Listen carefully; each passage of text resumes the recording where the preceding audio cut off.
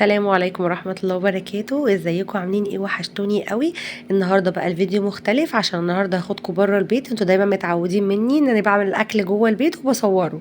النهارده بقى لقيت الخروجه حلوه جدا وتستاهل اني اعرفكم عليها. المكان انا كنت بصراحه اول مره اروحه بس عجبني جدا. اسمه الحديقه المركزيه في مدينتي. اول حاجه جبنا حواوشي الرفاعي، قلنا عشان نفطر هناك. خدت مامتي وخدت حماتي وجوزي وولادي ورحنا بقى واختي وولادها. وقلنا بقى نقضي يوم. هو المكان مناسب جدا للعائلات ومناسب جدا للاطفال. المكان واسع جدا، معمول على مساحه كبيره جدا، على مساحه 12 فدان. كله جناين بقى وحدائق وتحفه بصراحه. من مميزات المكان ده كمان إن الدخول فور فري، وتقدري تاخدوا اكل عادي معاكم من البيت. زي ما انتوا حابين، يعني ممكن تخرجوا الخروجه مش هتكلفكم اي حاجه لو خدتوا اكل من البيت ودخلتوا هناك الدخول فور فري. احنا اخدنا معانا بقى دومنة، خدنا معانا كوتشينة، خدنا معانا كورة. الولاد فضلت تلعب بالكورة وياكلوا يعني بصراحة كان يوم لذيذ وحلو قوي.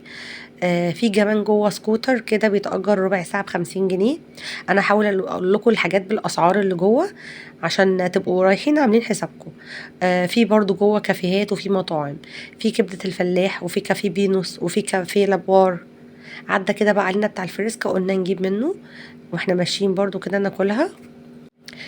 في كافيه هناك احنا قعدنا عليه. اسعاره مش غالية قوي على فكرة.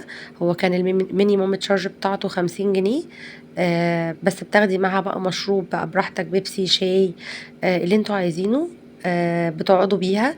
في شاشة عرض كبيرة جدا.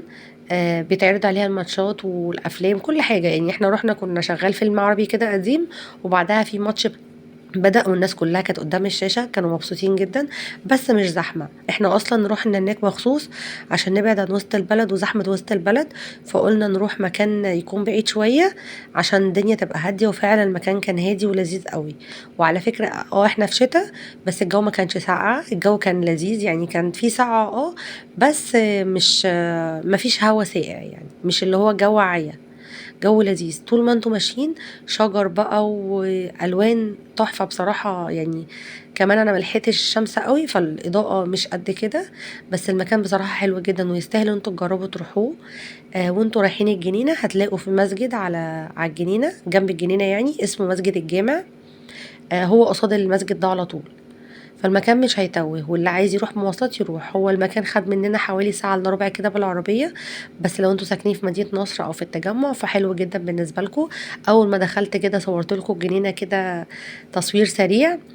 في هناك متقسم لحدائق كتير، حديقة الشاي، حديقة المية، والاشجار والزهور، على لو حد هيقابل حد جوه فبيتقابل هناك.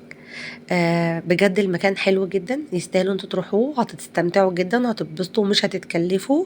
وده السبب اني انزل الفيديو، ان المكان عجبني وحبيت ان انا افيد الناس بيه واقول لكم عن تجربتي فيه.